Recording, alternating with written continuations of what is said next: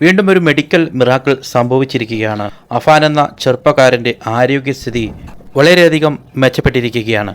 ഇനിയൊരിക്കലും അയാൾ ജീവിതത്തിലേക്ക് പഴയപടി തിരിച്ചു വരില്ല എന്ന് കരുതിയെടുത്തു നിന്നാണ് അത്ഭുതകരമായ ഈ ഒരു മാറ്റം സംഭവിച്ചിരിക്കുന്നത്. തിരുവനന്തപുരം പൂജപ്പുരയിലെ സെൻട്രൽ ജയിൽ, ആ സെൻട്രൽ ജയിലിലെ യൂട്യൂബ് ബ്ലോഗിലാണ് ഈ അഫാൻ എന്ന് പറയുന്ന വെഞ്ഞാറമൂട്ടിലെ കൂട്ടക്കൊല നടത്തിയ കൊടും ക്രിമിനലിനെ പാർപ്പിച്ചിരിക്കുന്നത്. യൂട്യൂബ് ബ്ലോഗിന്റെ ഒരു പ്രത്യേകത എന്ന് പറയുന്നത്, ഇത് പ്രത്യേകിച്ചും മാവോയിസ്റ്റ് തടവുകാർ, അതുപോലെ രാജ്യവിരുദ്ധമായി പ്രവർത്തിക്കുന്നവർ, അങ്ങനെ വളരെ പ്രത്യേക നിരീക്ഷണം ആവശ്യമുള്ള ആളുകളെയാണ് ഈ യൂട്യൂബ് ബ്ലോഗിൽ കൊണ്ടുവന്ന് ഇടാറുള്ളത്. വളരെ കുറച്ചു പേരെ മാത്രമാണ് ഇങ്ങനെയുള്ള ഈ ഒരു യൂട്യൂബ് ബ്ലോഗിൽ ഇടാറുള്ളത്. അതിനിടയിലേക്കാണ് ഈ അഫാനെ കൂടി കൊണ്ടുവന്ന് പാർപ്പിച്ചത്. പ്രത്യേക നിരീക്ഷണമൊക്കെ ജയിലിൽ കഴിയുന്ന ഈ അഫാന്റെ മേലിൽ ഉണ്ടായിരുന്നു. മാത്രമല്ല ധാരാളം ക്യാമറകളൊക്കെ ഘടിപ്പിച്ചിട്ടുള്ള ഒരു സ്ഥലം കൂടിയാണ് ഇത്. അതായത് സാധാരണ ജയിൽ പുള്ളികളെ അപേക്ഷിച്ച് കുറച്ചുകൂടി നിരീക്ഷണം ആവശ്യമുള്ളവരെയാണ് ഇത്തരത്തിലുള്ള സ്ഥലങ്ങളിൽ പാർപ്പിക്കുന്നത്. അതിനിടയ്ക്ക് ഇയാളെ ഡോക്ടർമാരുടെ സംഘം കൗൺസിലിങ്ങിനും മറ്റും വിധേയമാക്കി. അതിനുശേഷം ഡോക്ടർമാർ തന്നെ ഒരു റിപ്പോർട്ട് നൽകുകയും ചെയ്തു. ഇയാൾ ആത്മഹത്യ ചെയ്യില്ല, മാത്രമല്ല ഇയാൾ ചെയ്തിരിക്കുന്ന കാര്യങ്ങൾക്ക് ഇയാൾക്ക് പശ്ചാത്താപമുണ്ടെന്നും ഡോക്ടർമാർ നൽകിയ റിപ്പോർട്ടിന്റെ അടിസ്ഥാനത്തിൽ ഇയാളുടെ മാനസിക നില ഒന്നുകൂടി വിലയിരുത്തുന്നതിനു വേണ്ടി ജയിൽ ഉദ്യോഗസ്ഥർ മാതൃകാ തടവുകാർ എന്ന പരിഗണനയിൽ ഇരിക്കുന്ന ഒരു 4 പേരുടെ കൂടെ ഇയാളെ പാർപ്പിക്കുകയാണ്. അപ്പോഴും ഇയാൾക്ക് യാതൊരുവിധ പ്രശ്നങ്ങളുമില്ല. അവരിലൂടെ അറിഞ്ഞ കഥകളൊക്കെ ഈ ജയിൽ ഉദ്യോഗസ്ഥർ പലതവണ വെരിഫൈ ചെയ്യുകയും ചെയ്തിരുന്നു. ഇതിനുശേഷം ഒറ്റ തടവുകാരന്റെ ഒപ്പമായി ഇയാളെ പാർപ്പിച്ചു. ഇയാളും നേരത്തെ പറഞ്ഞതുപോലെ തന്നെ മാതൃകാ തടവുകാരന്റെ പട്ടികയിൽപ്പെടുന്ന ആളാണ്. അയാളോട് നല്ല രീതിയിൽ ഈ അഫാൻ സംസാരിക്കുന്നുമുണ്ടായിരുന്നു. തന്റെ കാര്യങ്ങളൊക്കെ അഫാൻ അയാളോട് പറയാറുണ്ടായിരുന്നു. പ്രത്യേകിച്ച് കുട്ടിക്കാലത്തെപ്പറ്റി, സ്കൂൾ വിദ്യാഭ്യാസ കാലഘട്ടത്തെ കാര്യങ്ങൾ പറയാറുണ്ടായിരുന്നു. അതുപോലെ തന്നെ തന്റെ പെൺ സുഹൃത്തായ കുട്ടിയെ പരിചയപ്പെട്ട കാര്യങ്ങളൊക്കെ തന്നെ ഇദ്ദേഹം അയാളുമായി പങ്കുവയ്ക്കുന്നുണ്ടായിരുന്നു. ഇതൊക്കെ പറയുമ്പോൾ ഇയാൾ കരയുന്നുണ്ടായിരുന്നു.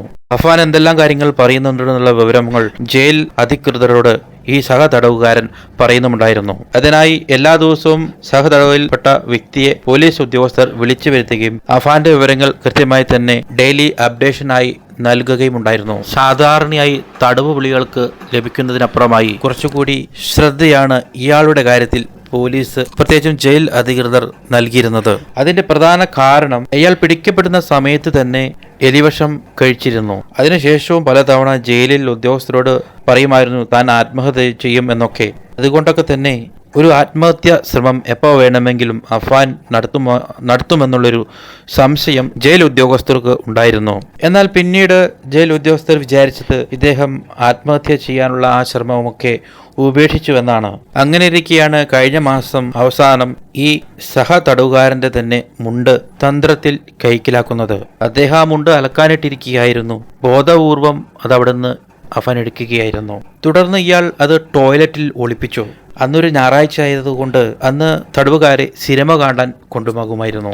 അങ്ങനെ സിനിമ കാണാൻ പുറത്തിറങ്ങിയ സമയം ഞാൻ ജസ്റ്റ് വരുന്നു എന്ന് പറഞ്ഞ് തിരിച്ച് ടോയ്ലറ്റിലേക്ക് പോവുകയും ടോയ്ലറ്റിൽ കരുതി വെച്ച മുണ്ട് മുകളിലത്തെ കമ്പിയിൽ ചുറ്റുകയും തുടർന്ന് കഴുത്തിൽ മുറുക്കി തൂങ്ങുകയുമായിരുന്നെന്ന് മനസ്സിലായി. പെട്ടെന്ന് തന്നെ ജയിൽ ഉദ്യോഗസ്ഥൻ വന്ന് ഇയാളെ താങ്ങി നിർത്തിയതിനാൽ ഇയാളുടെ മരണം സംഭവിച്ചില്ല. പക്ഷേ ഇയാൾക്ക് കാര്യമായ പരിക്കേറ്റിട്ടുണ്ടായിരുന്നു. എത്രയും പെട്ടെന്ന് തന്നെ ഇയാളെ മെഡിക്കൽ കോളേജിൽ കൊണ്ടുപോയില്ലെങ്കിൽ മരണം സംഭവിക്കുമെന്ന് ഉറപ്പായി.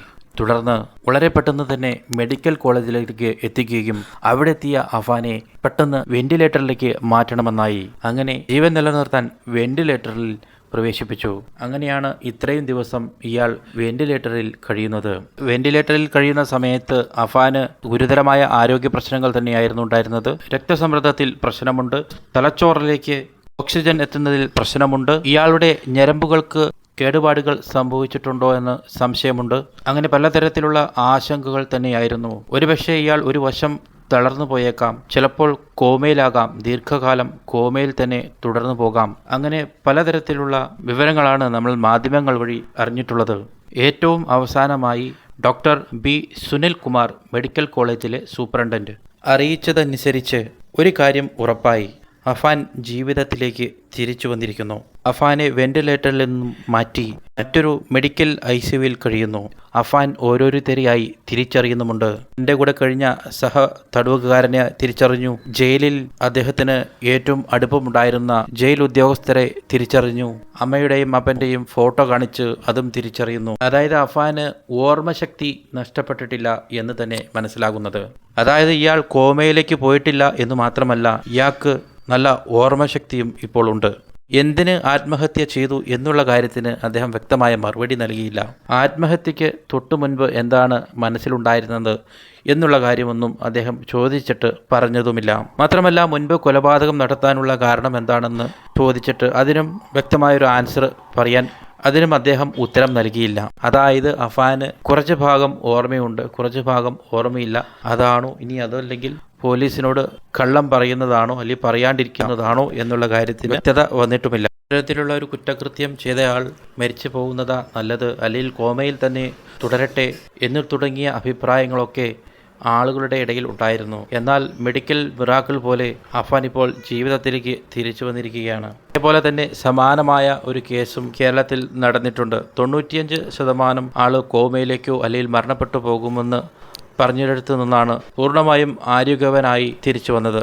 കഴിഞ്ഞ ദിവസം ആ കേസിനുള്ള വിധിയും പുറപ്പെടുവിച്ചിരുന്നു. നമുക്കെല്ലാവർക്കും അറിയാം, തിരുവനന്തപുരത്ത് നടന്നൊരു കൊലപാതകം. കേതൽ എന്ന് പറയുന്ന ഒരു വ്യക്തിയാണ് ആ ഒരു കൊലപാതകം നടത്തുകയുണ്ടായത്. തുടർന്ന് കേതൽ ആത്മഹത്യയ്ക്ക് ശ്രമിക്കുകയും 95% മരിക്കുമെന്ന് പറഞ്ഞിടത്തു നിന്ന് തിരികെ വരികയും ഈ കഴിഞ്ഞ ദിവസം കേതലിന് 24 വർഷത്തെ ജയിൽ ശിക്ഷ വിധിക്കുകയും ചെയ്തിട്ടുള്ളതാണ്.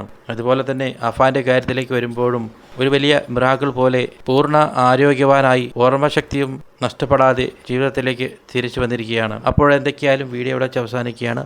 മറ്റൊരു വീഡിയോയുമായി വീണ്ടും കാണാം. താങ്ക്